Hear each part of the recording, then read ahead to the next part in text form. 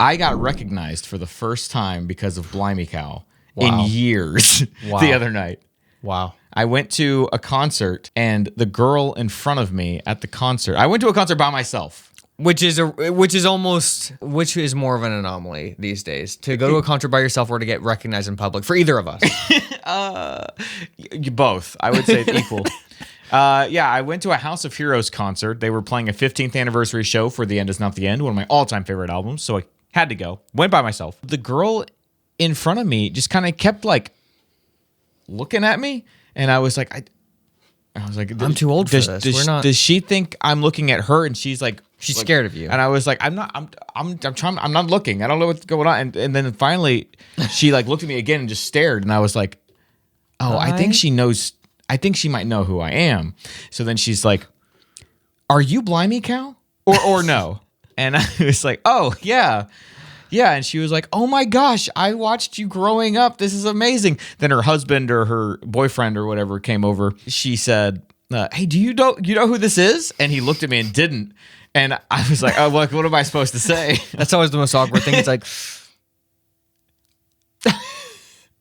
Josh, my name is Josh. I don't know. And so then she was like, he's Josh from Blimey Cow. And he was like, "Dude, oh my gosh, I listened to your podcast so much growing up. It was my favorite, blah, blah, going on." And I was so, it was so loud and I was so frazzled. I forgot to even be like, "We're doing a new podcast." oh, because he was talking about I didn't even self-promote. Yeah, what is wrong with you? I know. But he said, "You've lost a lot of weight." And I was like, "Oh, thank you." Yeah, I did. He's like, "Is your brother here?" And I was like, no. House Heroes was more my thing. I very, very, very, very, very, very, very rarely get recognized if you're not with me. Yeah. And that's how I knew growing up when I would get recognized. That's how I knew somebody was like a true Blue fan.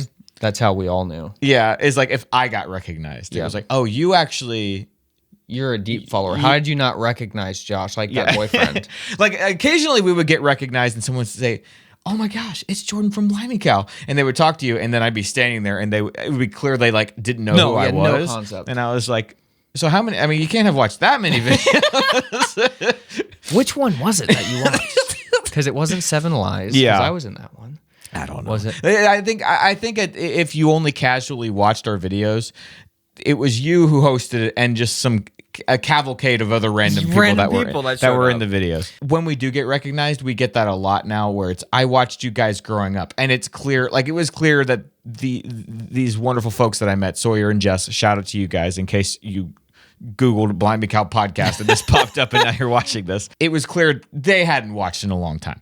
They just recognized me from when we were younger. And then that's all that I get now. It's people who are a little younger than me or the same age, and they say, "I watched you all the time growing up," or "You were my childhood," and it's a weird. I'll tell you guys, that's a weird thing to be told, but it's a good thing. But it actually really, a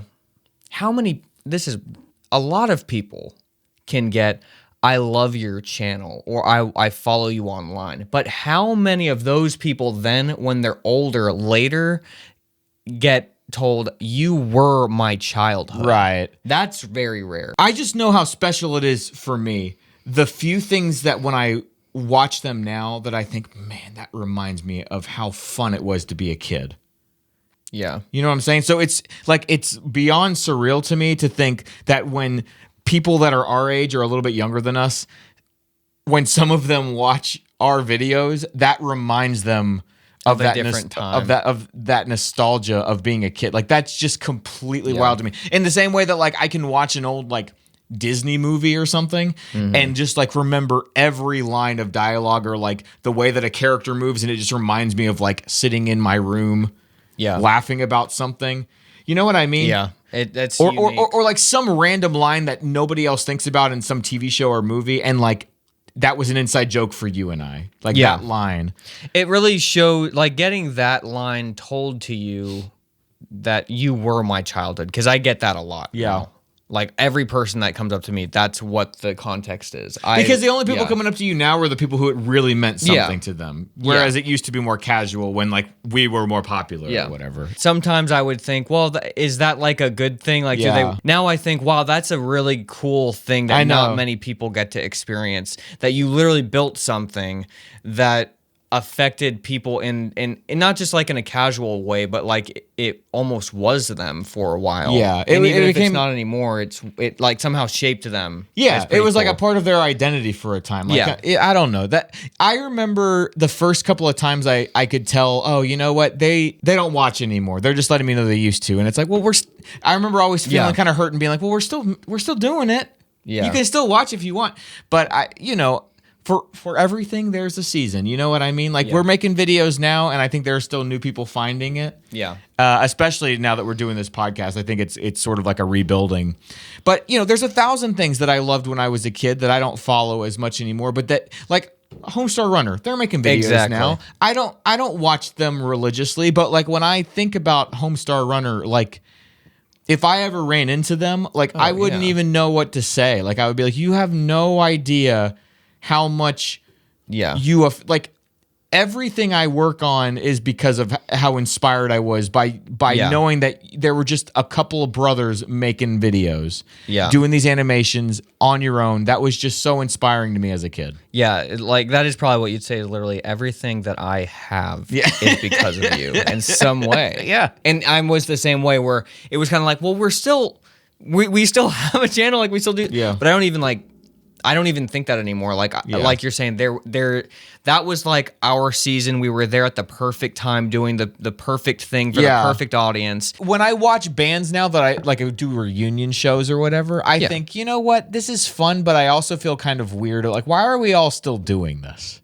Exactly. You know what I'm saying? Shouldn't we all have used this to propel us to create? Like we used Homestar Runner. We don't watch Homestar Runner anymore. We used them to propel us to do Blimey Cow. Then a generation of people watched Blimey Cow. Yeah. Then they don't watch Blimey Cow that much anymore, and then they're propelled to do their own thing. That's just how it is. And that's why and we were talking a little bit about this the other day. That's why I feel like at some point your role becomes, now I'm an elder statesman.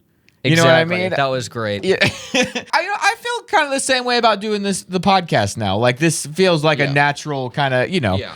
But at some point, it's like, literally at some point, like, kids are evolving.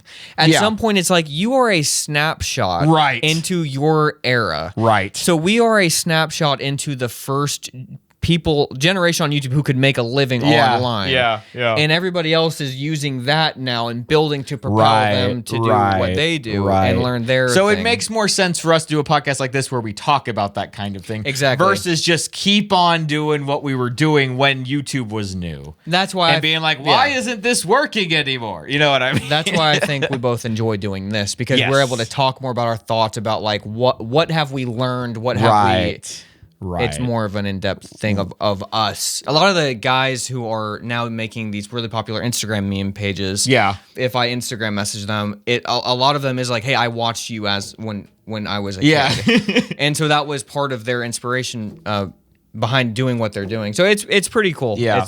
It's just a different time in life. And it's like when somebody comes up and says, I loved your videos growing up, or you were a part of my childhood, it's like, I don't even think it registers to them that what they're essentially saying is, I used to watch you guys. I don't anymore. Yeah. Whereas that's how it can be received. But to them, it's like, if there was perfect knowledge on both sides, like, it's like, it's as if they would be saying, like, no, like, who cares if I watch now or not? I'm telling you that you had a significant impact on my life, which is just like on another level entirely than like, oh yeah, here's something I currently watch on YouTube. It means more. Yeah. It's it means more than if they YouTube, watched. Forget subscribing, forget watching, forget all of that. I'm telling you that, like, you guys were an inside joke with me and my friends. Like, that's the best compliment you can give somebody. Definitely. So anyways.